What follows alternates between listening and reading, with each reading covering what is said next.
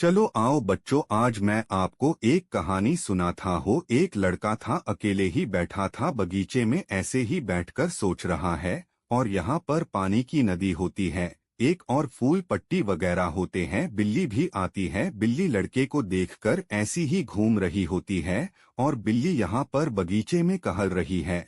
और लड़का यहाँ पर बिल्ली को देख रहा है, लेकिन बिल्ली अपने मगन में होती है। और बाकी कहानी आपको अगली वीडियो में मिल जाएगी। चैनल को लाइक और सब्सक्राइब करना मत भूलना, और बेल आइकन को दबा देना ताकि हमारी अगली वीडियो आपके पास फौरन आ जाए।